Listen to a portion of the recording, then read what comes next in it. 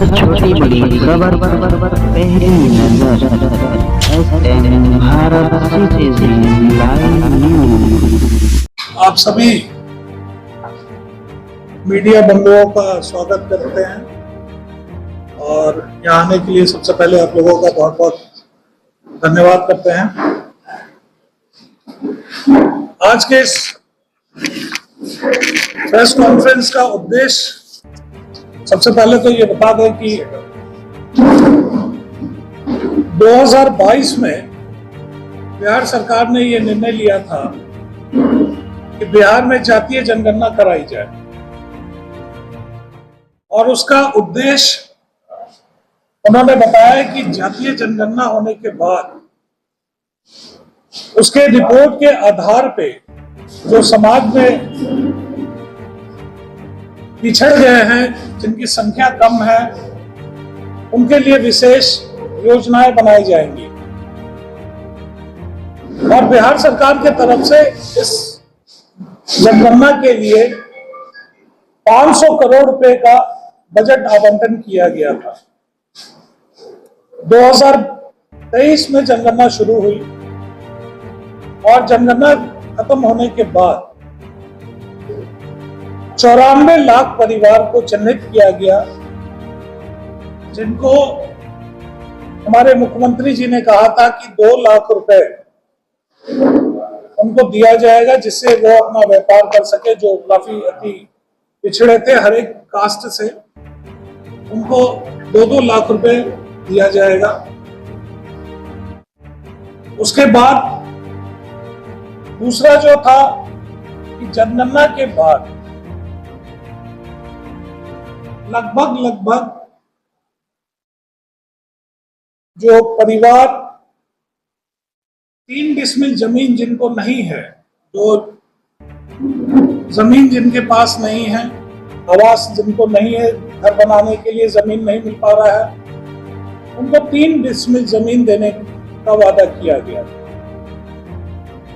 लेकिन जून 2022 से शुरुआत होने के बाद आज हम लोग 2025 में बैठे हैं, मई में।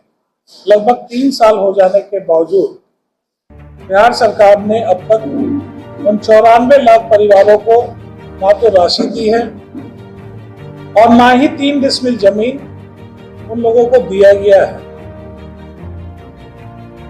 तो इस माध्यम से हम पूछना चाहते हैं सरकार से कि क्या 500 करोड़ रुपए का इस्तेमाल किस लिए किया गया? क्या यह छलावा नहीं है देश के साथ, प्रदेश के साथ?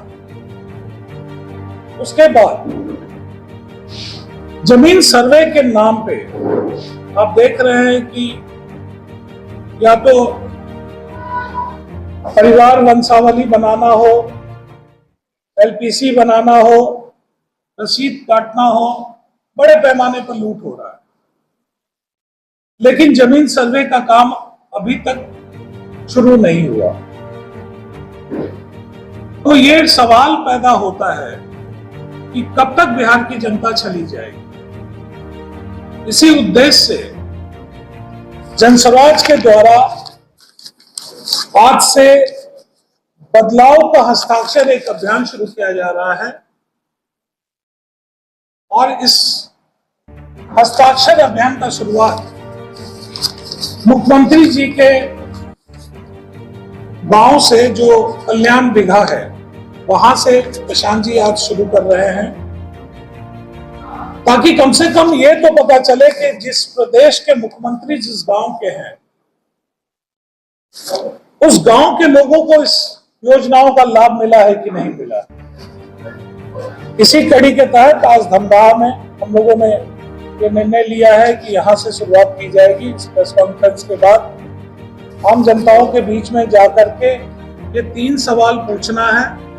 पहला सवाल है 2023 की जातीय जनगणना में चिन्हित 94 लाख गरीब परिवार को 2 लाख रुपए की सहायता राशि कब मिलेगी। दूसरा सवाल है 50 लाख भूमिहीन दलित और अति पिछड़ा परिवार को घर बनाने के लिए 3 डिसमिल जमीन के वादे का क्या हुआ। और तीसरा सवाल है भूमि सर्वे के नाम पर वंशावली बनाने, रसीद काटने और जमीन के दाखिल खारिज और जमाबंदी में लूट कब तक रुकेगी? तो इससे संबंधित अगर आपका कोई सवाल हो तो आप सवाल ले सकते हैं। बिहार में जो भ्रष्टाचार चरम पे है, इस पर आप क्या कहेंगे? जैसा कि आपको बताया कि ये तीसरा सवाल क्या है, तीसरा सवाल आपके सवाल से ही संबंधित है कि आज जो है ये भूमि सर्वे के नाम पे आप गांव में चले जाइए, आपको नजर आएगा कि हर एक कोई ब्लॉक का चक्कर लगा रहा है, कोई वंशावली बना रहा है, कोई रसीद कटवा रहा है और ब्लॉक को पता है कि भाई इनको जरूरत है और एक तरह का ये हवा बना दिया गया है कि अगर सर्वे में आपका नाम नहीं आया तो आपकी जमीन चली जाएगी, जिसके डर से लोग जहां 10 रुपए खर्च है वहां 500 रुपए तक खर्च करने को तैयार है। तो ये भ्रष्टाचार का एक नया तरीका इस्तेमाल हो रहा है। क्या ये सर्वे हुई है? हम लोगों ने डिमांड किया है कि ये सर्वे तुरंत ही रुकना चाहिए, इसका एक प्रारूप तैयार करके उसके बाद इस योजना को लागू करना चाहिए था। जनसुराज का मानना है कि ये सर्वे परिवार को परिवार से लड़ा रहा है, इसको अभी रोक देना चाहिए। आपकी पार्टी जो है 17 मई से हस्ताक्षर अभियान जो चालू होने वाला था, तो ये कब तक चलेगी?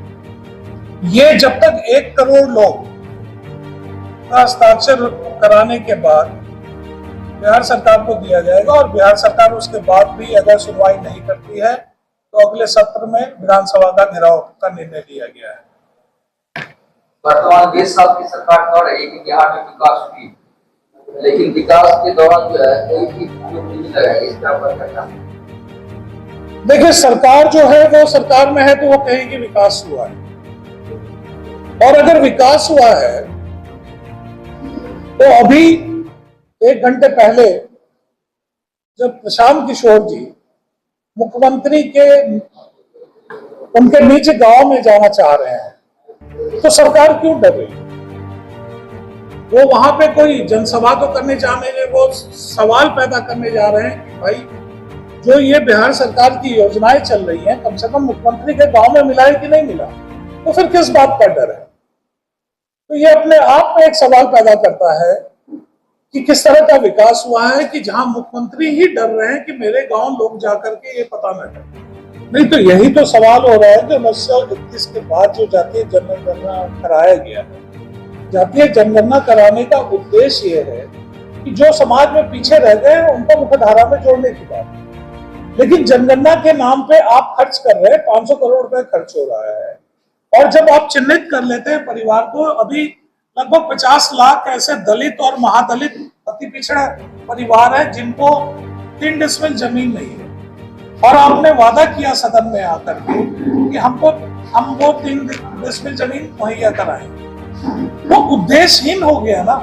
आपने उद्देश्य था आपका कि हम लोगों को मुख्य धारा से जोड़ेंगे, लेकिन सरकार पता नहीं कौन चला रहा है, मुख्यमंत्री बोलते कुछ है करते कुछ है। तो जनगणना के ऊपर सवाल नहीं है, सवाल ये है कि अगर आप जातीय जनगणना करा रहे हैं उसका उद्देश्य क्या है? हर छोटी बड़ी खबर पहली नजर, भारत सिटीजन लाइव न्यूज।